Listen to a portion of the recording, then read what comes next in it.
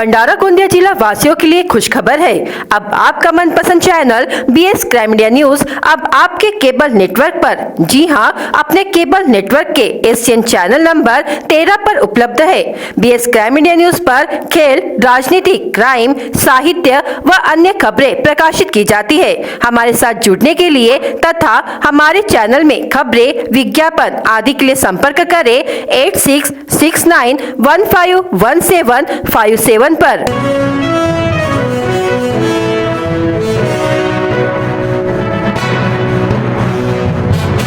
लक्ष्य हॉस्पिटल में 17 दिसंबर 2023 को मेगा हृदय रोग व चिकित्सा शिविर का आयोजन किया गया था। इस शिविर में नागरिकों ने बढ़ चढ़कर हिस्सा लिया था। हृदय रोग की बीमारियों का उपचार किया गया, जैसे फ्री कार्डियो का चेकअप किया गया। साथ ही doctor Pankaj Raut DM cardiologist ने तकरीबन 60 से अधिक मरीजों की जाँच की और कैंप के दौरान जरूरतमंद मरीजों की मुफ्त में एंजियोग्राफी और एंजियोप्लास्टी की गयी। इस कैंप में लक्ष्य हॉस्पिटल की टीम ने सभी मरीजों की देखभाल की और पूरा सहयोग किया।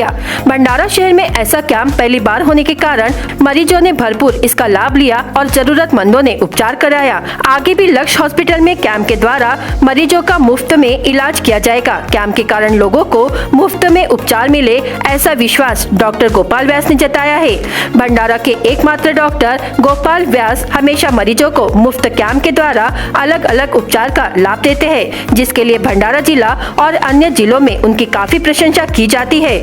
BS क्राइम इंडिया न्यूज इनके कार्य को लेकर लक्ष्य हॉस्पिटल के डॉक्टर गोपाल व्यास और उनकी टीम को सलाम करता है। लक्ष्य हॉस्पिटल में कैंप था, ऐसा पता चला, फिर मैं यहाँ पे आई और यहाँ एंजियोग्राफी करवाई। एंजियोग्राफी में सब नॉर्मल निकला, कोई तकलीफ नहीं हुई और अभी मेरे को अच्छा लग रहा है और कोई पैसा ऐसा कुछ भी नहीं लगा। अभी मैं स्वस्थ होकर घर जा रही। माझे नाव अशोक बुरे आहे। मला एंजियोग्राफी करायची होती, ते पेपराच्या माध्यमातून मला ते माहीत कळलं की बाबा लक्ष्य हॉस्पिटलला एंजियोग्राफी आणि एंजियोप्लास्टी फ्री होत आहे। त्याकरता मी परवाच्या दिवशी रजिस्ट्रेशन केलं आणि आज माझे एंजियोग्राफी झाली, ते नॉर्मल निघालेले आणि पैसे न घेता कोणत्याच प्रकारचे कुठे पैसे लागलेले नाही। या कार्यक्रमाकरता मी सॅटिस्फाय झालेले आहे। जिला नियोजन समिति के बैठक के पश्चात पालक मंत्री डॉक्टर विजय कुमार गावित ने रविवार को जिले के लाखनी तहसील के धाबे टेकरी में लाख क्लस्टर का दौरा किया। इस समय सांसद सुनील मेंढे, विधायक राजू कारेमोरे, जिलाधिकारी योगेश कुंभेजकर समेत संबंधित प्रणाली के अधिकारी उपस्थित थे। रेशम विकास अधिकारी MR डिगोले तथा वरिष्ठ तकनीकी सहायक JV सरादे ने उपस्थित पालक मंत्री को विस्तृत जानकारी दी। पश्चात ग्राम दौड़ी पार के केंद्रीय रेशम मंडल के बुनियादी बीज प्रगुणन एवं प्रशिक्षण केंद्र का दौरा किया। इसके बाद लाखनी तहसील के भंडारा 1 लाख क्लस्टर का निरीक्षण किया। क्लस्टर विषय की जानकारी कार्यकारी संस्था त्रिनेत्र पदम कृषि एवं ग्रामीण बहु शिक्षण संस्था के अध्यक्ष महेश्वर शिरभाते ने दी। सिकल सेल और थैलीसीमिया की जांच के विषय में समय रहते योग्य नियोजन प्रशासन करे, अधिक से अधिक जांच का लक्ष्य रखे, ऐसे मरीजों तक पहुंचकर उनका ढांढस बनाए, यह विचार सांसद सुनील मेंढे ने 17 दिसंबर को नियोजन समिति की सभा के दौरान रखे। जिले के पालक मंत्री डॉक्टर विजय कुमार गावित की अध्यक्षता में जिला नियोजन समिति की सभा का आयोजन किया गया था। इस समय सांसद मेंढे ने विभिन्न विषयों पर पालक मंत्री का ध्यानाकर्षण किया। पालक मंत्री ने भी सभी मुद्दों पर सकारात्मक भूमिका ली। भंडारा शहर के अतिक्रमण धारकों को पट्टे प्रदान करने के लिए 2 वर्ष का अवधि बीता। यह अवधि ज्यादा थी। शहरी नहीं, जिले में भी ऐसे अतिक्रमण धारकों के सर्वेक्षण के लिए विशेष अभियान एवं कालबाह्य अभियान चलाने की जरूरत है। यह बात सांसद मेंढे ने कही। झाड़ियों से सटे जंगल परिसर के गाँव में विविध भर्ती प्रक्रियाओं की तैयारी करने वाले युवाओं की तैयारियों में कोई भी खलल न डाले, मत्स्य व्यवसाय को बढ़ावा दे, इसके लिए सांसद मेंढे ने इससे पूर्व भी अनेक सभाएं ली। प्रशासन उसका उचित नियोजन करे, ऐसे निर्देश पालक मंत्री गावित ने इस समय दिए। सिकल सेल थैलीसीमिया जांच के विषय में शुरू अभियान की जानकारी एवं प्रयास पूरे है क्या, ऐसा सवाल सांसद मेंढे ने उठाया। इस विषय में अभियान चलाकर ऐसे मरीजों के साथ जिला प्रशासन है, ऐसा विश्वास पैदा किया जाए, यह बात सांसद मेंढे ने कही। इस समय पालक मंत्री विजय कुमार गावित ने भी नंदुरबार जिले में एक दिन में 11,000 मरीजों की जाँच की जाती है, वैसा ही अभियान भंडारा जिले में चलाया जाना चाहिए, ऐसे निर्देश पालक मंत्री डॉक्टर विजय कुमार गावित ने दिए। कभी आसमानी तो कभी सुल्तानी संकट के कारण धान किसानों को लगातार आर्थिक परेशानियों का सामना करना पड़ रहा है। उसमें भी उत्पादित धान की फसल से खेती की लागत नहीं निकलती है। राष्ट्रवादी कांग्रेस नेता प्रफुल्ल पटेल ने धान के लिए बोनस की घोषणा करने और बेमौसम बारिश के कारण फसल क्षति की भरपाई के लिए सत्र के दौरान मुख्यमंत्री शिंदे, उप मुख्यमंत्री फडणवीस और अजित पवार से मुलाकात की। इसके तहत सोमवार को मुख्यमंत्री ने धान के लिए 2 हेक्टेयर की सीमा में 20,000 रुपए प्रति हेक्टेयर बोनस देने की घोषणा की है। इससे किसानों ने राज्य सरकार सहित पटेल के प्रति आभार जताया है। सीएम की घोषणा से क्षेत्र के धान उत्पादक किसानों को राहत मिलेगी। उन्होंने ये भी कहा कि राज्य सरकार बेमौसम बारिश से फसल क्षति का मुआवजा देने को लेकर सकारात्मक है। पटेल के फॉलोअप की वजह से किसानों को बोनस देने की घोषणा की गई है।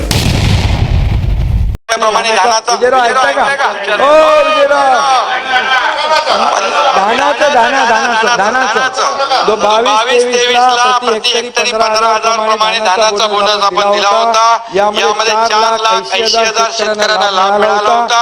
सदर लाभ प्रति शेतकरी जास्तीत जास्त 2 हेक्टर पर्यंत देण्यात आला होता। त्यासाठी 823 कोटी रुपये वाटप केले होते आणि यावर्षी अंदाजे 5 लाख शेतकऱ्यांना प्रति हेक्टरी 2 हेक्टरच्या मर्यादेत 15च्या ऐवजी 20,000 रुपये बोनस जाहीर करण्यात येत आहे।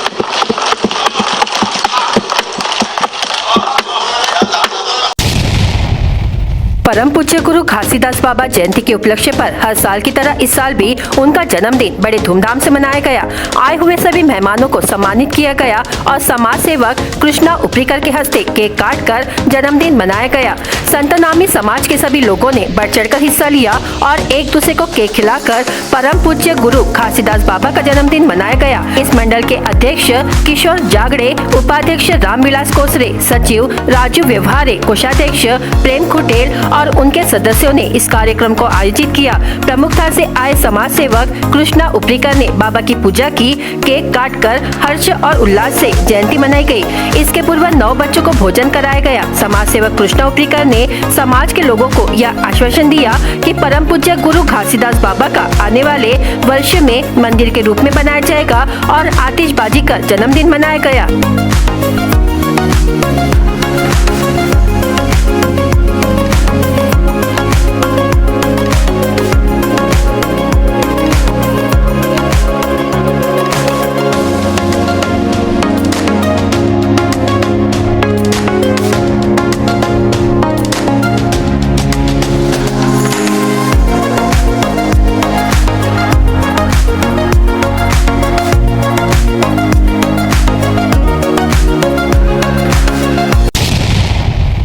पिछले सप्ताह में गढ़चिरौली जिले के जंगल से गोंदिया जिले के अर्जुनी मोरगांव तहसील के जंगलों में जंगली हाथियों ने प्रवेश कर उत्पात मचाना शुरू कर दिया है।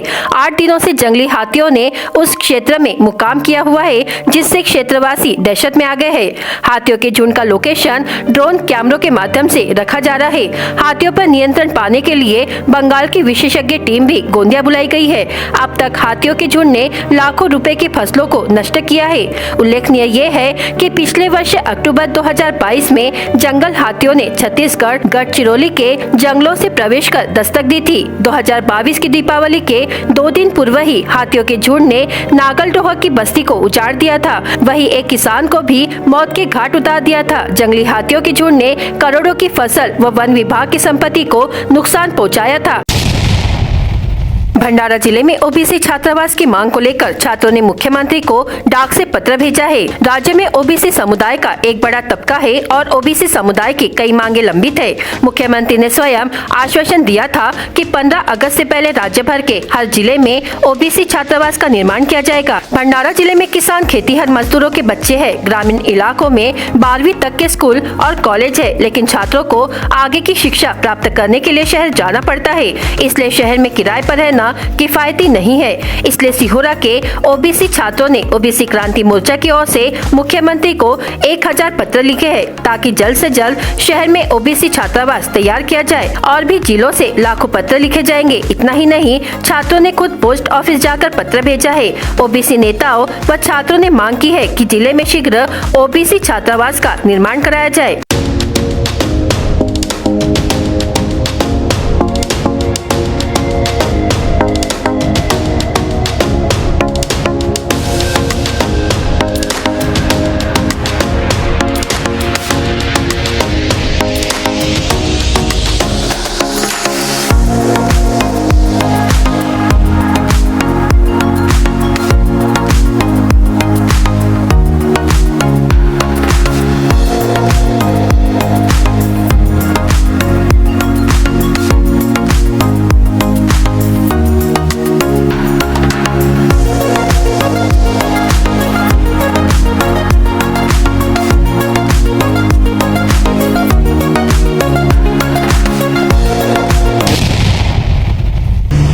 आज ओबीसी क्रांती मोर्चाच्या माध्यमातून विद्यार्थ्यांना 72 हॉस्टेल मिळावा यासाठी आम्ही विद्यार्थ्यांच्या माध्यमातून सरकारला एक विनंतीपत्र केलं. माननीय मुख्यमंत्री साहेबांनी या 15 ऑगस्टला विद्यार्थ्यांसाठी प्रत्येक जिल्ह्यामध्ये 72 वसतिगृह देऊ असं आश्वासन दिलं होतं आणि 15 ऑगस्टला कोणत्याही हालतीत आम्ही हॉस्टेल देऊ असे म्हटलं होतं. परंतु कुठेतरी त्यांना विसर पडलेला आहे. तो विसर स्मरण म्हणून आम्ही या शिवोरा इथं पोस्ट ऑफिसमध्ये आलेलो आणि विद्यार्थ्यांच्या आणि आम्ही पालक म्हणून मुख्यमंत्री साहेबांना एक स्मरणपत्र म्हणून आम्ही दिलेलं आहे आणि सांगितलं आहे की लवकरात लवकर तुम्ही आमचे हॉस्टेल सुरू करावं हीच विनंती आहे. माझे नाव डॉक्टर मनोज पटले. आज विद्यार्थ्यांनी जो मुख्यमंत्र्यांना पत्राद्वारे आठवण करून दिली आहे की ग्रामीणमध्ये शिकत असलेल्या मुलांना 10वी नंतर जेव्हा बाहेर जातात आणि त्यांना राहण्यासाठी शिक्षणासाठी वसतिगृह उपलब्ध नव्हता, मुख्यमंत्री साहेबांनी मागे आश्वासन दिलं होतं. ते आश्वासनला आठवण करून देण्याकरता विद्यार्थ्यांनी जी ही एक चळवळ ठेवली आहे ही रास्त आहे आणि माझीसुद्धा मागणी आहे विद्यार्थ्यांच्या माध्यमातून की मुख्यमंत्री साहेब यांच्या ग्रामीण विद्यार्थ्यांच्या उच्च शिक्षणासाठी हॉस्टेलची आणि त्यांना स्कॉलरशिपची व्यवस्था लवकरात लवकर करावी. धन्यवाद. माझे पूर्ण नाव आचल रामकृष्ण बुराडे. मी इयत्ता 10वीमध्ये शिकत आहे. मुख्यमंत्री साहेब, तुम्ही मागल्या आपल्या आव्हानानुसार आम्हाला 15 ऑगस्टपर्यंत वसतिगृह करून द्याल अशी तुम्ही आम्हाला हमी दिली होती. आता आमची नुकताच 10वा वर्ग संपत आहे आणि आम्हाला बाहेर उच्च शिक्षणासाठी जायचं आहे. त्यानिमित्त सर आम्हाला लवकरात लवकर वसतिगृह निर्माण करून द्या अशी मी माझ्या शाळेतर्फे विनंती करते. दिसंबर की शुरुआत से ही ठंड लगना शुरू हो गया है. पिछले 3-4 दिनों में वातावरण में ठंड की मात्रा काफी बढ़ गई है. 3 दिन से शहर सहित जिले में तापमान के समय ठंड बढ़ने से नागरिक ठिठुरने लगे हैं.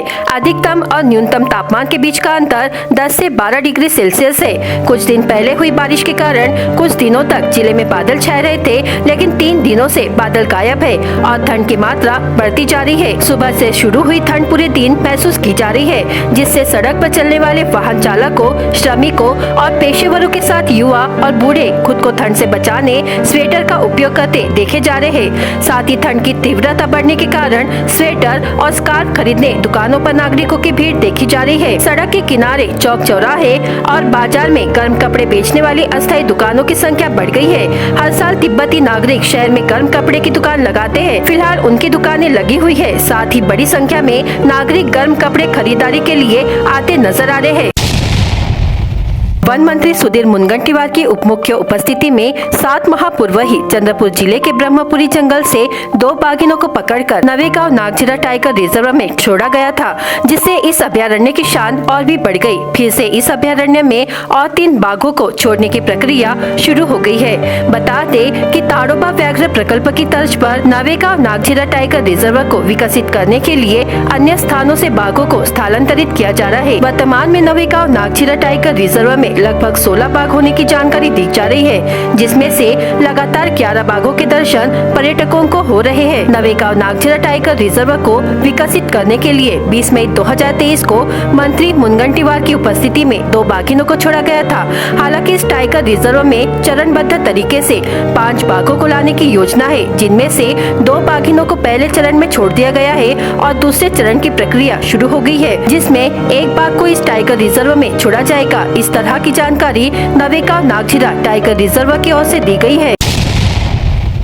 आज कृषी उत्पन्न बाजार समिती लाखांदूर येथे भारतीय जनता पार्टी लाखांदूर तालुक्याच्या वतीने तसेच आपले सरकार सेवा केंद्र प्रकल्प पंचायत समिती लाखांदूर अंतर्गत पीएम विश्वकर्मा ऑनलाईन नोंदणीचा महामेळावा आयोजित करण्यात आला. या महामेळाव्या दरम्यान 217 पारंपरिक कामगारांनी ऑनलाईन नोंदणी पूर्ण केली. तालुक्यातील पारंपरिक कामगारांनी मोठ्या संख्येने सदर मेळाव्याला उपस्थिती दर्शविली. यावेळी जिल्हाध्यक्ष भाजपा प्रकाश बाळबुदे यांनी तालुक्यातील जास्तीत जास्त पारंपरिक कामगारांनी ऑनलाईन नोंदणीचा लाभ घ्यावा असे आवाहन केले. महा ऑनलाईन नोंदणी दरम्यान अनेक पारंपरिक कामगारांचे आधार अपडेट नसल्याने त्यांची नोंदणी होऊ शकली नाही. पुढील काही दिवसात पारंपरिक कामगाराची ऑनलाईन नोंदणी करिता पुन्हा कॅम्प होणार असल्याचे त्यांनी सांगितले. त्यामुळे नोंदणी करताना पारंपरिक कामगारांनी आपले Aadhaar card, KYC, mobile number update तसेच CODO ची नोंद करून नोंदणीसाठी तयार राहावे अशा सूचना करण्यात आल्या. यावेळी पारंपरिक कामगार व भारतीय जनता पार्टीचे कार्यकर्ते, बूथ प्रमुख, पदाधिकारी व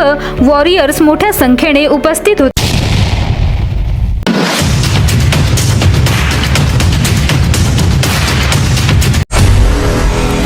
संसद के शीतकालीन सत्र में सोमवार को नया रिकॉर्ड दर्ज किया गया। किसी एक सत्र के दौरान दोनों सदनों के 92 सदस्यों को निलंबित कर संसद ने एक नया इतिहास रच दिया। दिल्ली में अखिल भारतीय महिला कांग्रेस की सदस्यों ने एनडीए सरकार के कथित महंगाई और महिलाओं के खिलाफ अत्याचार के खिलाफ संसद का घेराव कर विरोध प्रदर्शन किया। जीवन वाहिनी कही जाने वाली एसटी बसों के स्टैंड को चकाचक करने का बीड़ा महाराष्ट्र औद्योगिक विकास निगम ने उठाया है।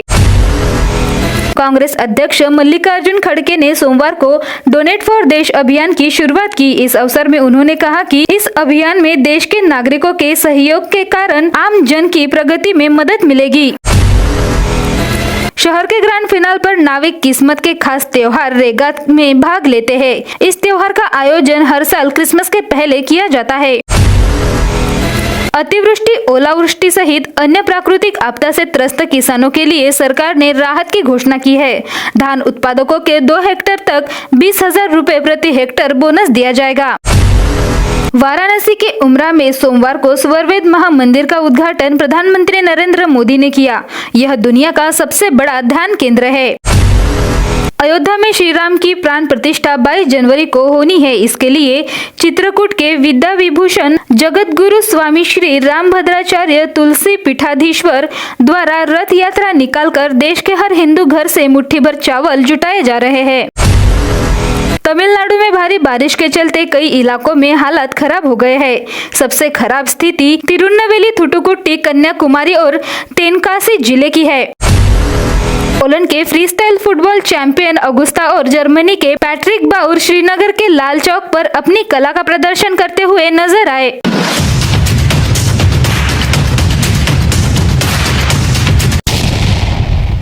बीएस क्राइम इंडिया न्यूज आपके सामने पेश कर रहा है भंडारा क्राइम वारदात। हर जुर्म से हम आपको कराएंगे अवगत। आपके अपने चैनल पर रोजाना शाम 7 बजे, तो देखना ना भूलिए क्राइम वारदात। खेत में काम कर रही वृद्ध महिला के गले से सोने के आभूषण छीनने की घटना सोमनाला में घटी। फिरियादी धनराज रामाजी रेवतकर उम्र 50 वर्ष की मां खेत में धान काट रही थी। तभी दोपहिया वाहन पर 3 अज्ञात व्यक्ति ने उनके गले से 15 ग्राम सोने का हार उतार लिया। अडाल पुलिस स्टेशन में मामला दर्ज किया गया। घर में कोई नहीं होने का फायदा उठाकर अज्ञात चोरों ने दरवाजे का ताला तोड़कर 30,000 के आभूषण चोरी करने की घटना कोंडा कोसरा में घटी। फिरियादी शिवशंकर विठोबा जांभुलकर उम्र 44 वर्ष की शिकायत पर अडाल पुलिस ने मामला दर्ज किया।